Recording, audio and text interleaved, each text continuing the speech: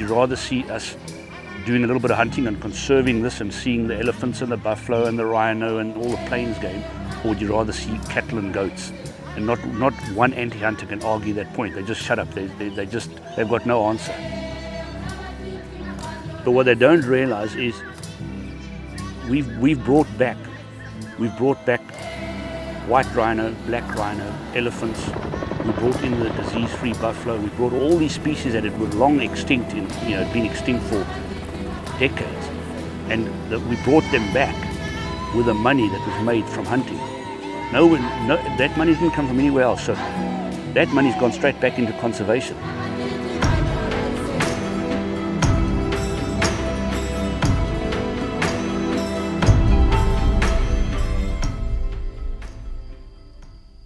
Well, with the company, I've been here from 1988. It gives you what, or 30 years? So I've been here. This is like my second home. Let me ask you just a very simple question. What do you think about hunting?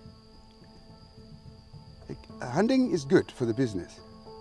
I mean, if you don't hunt, well, how do you run this whole property? I think you have to hunt. I don't know if I'm wrong, but I think you have to hunt. It's like when you've got your field, sometimes you have to harvest what you have got.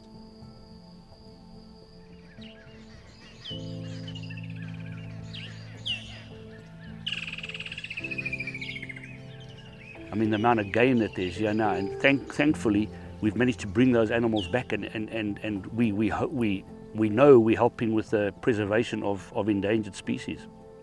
Whether we hunt or don't hunt, we are a vitally important cog in the preservation of these species. With the rhino, we've had to dehorn them just to protect them from the poachers, which is really sad because it takes away the economic value if you ever wanted to hunt one of them. But the fact that we've got them on the property and we're protecting them, firstly for the love of the animal, but also it's great when your hunters are here, even though they're not hunting a rhino, but just the fact that you can see the rhino makes it a whole different reserve. I mean, it's something special. It's not something that you see on every reserve. So yeah, in that sense, they're still worth a lot to us. If I look at the other thing, people say, but why don't we turn these hunting areas into photographic areas?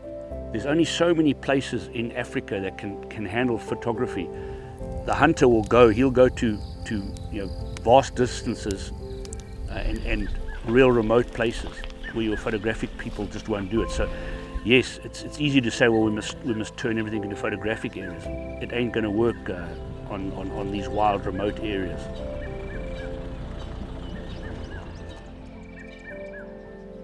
Where I'm sitting right now is a great example of a massive biodiversity.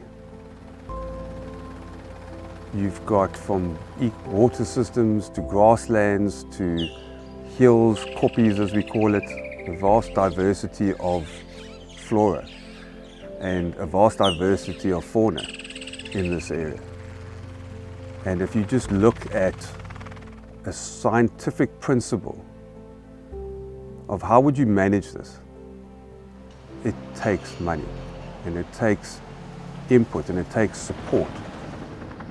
And if you took hunting away from a property like this, there would be no financial benefit. There would be no support. And this place would cease to exist. You have got kids to send to school. If there wasn't this, then you can't send your kid to school.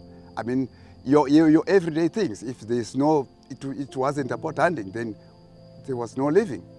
So one would say, actually, if there's no hunting, then you just sit and die from hunger like everybody else.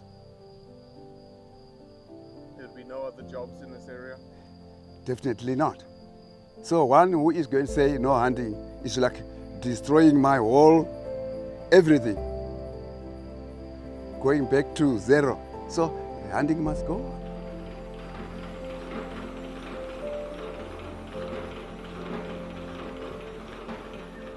Ndingavudza uri vahana chizvima hazvi zvavudi.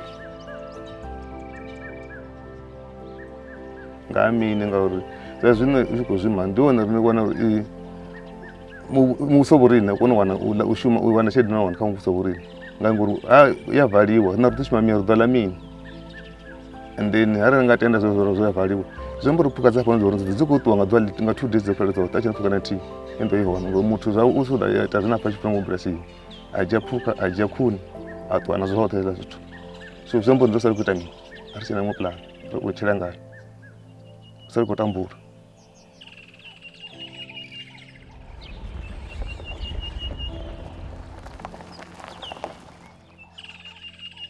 The interesting thing is my dad he had an idea back in 1971. He wanted to start game ranching, and there was nobody you could ask. He was a pioneer, and so he started fencing off, putting up a high fence to protect the game and to bring game in, because at that stage there was very little game left here, so he needed to restock the property.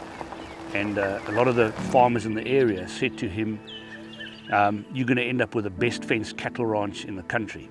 And he just persevered with his idea, and 4 years later started the hunting. And today we're the longest running, continuous running game auction in the country, probably in the world. Started in 1974, first game auction. And yeah, it's come a long way. I mean, the game industry, as you guys know now, is a massive industry in South Africa, or Southern Africa.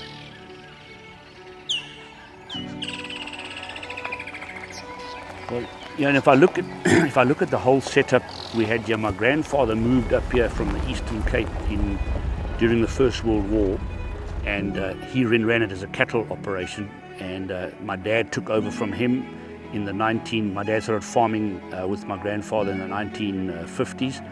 And then I came in and joined my dad in the 1985 after I finished university and that. And I'm so thankful now that I've got my son Gavin, who's in his final year of high school this year, and he's going to be the fourth generation to carry the tradition on.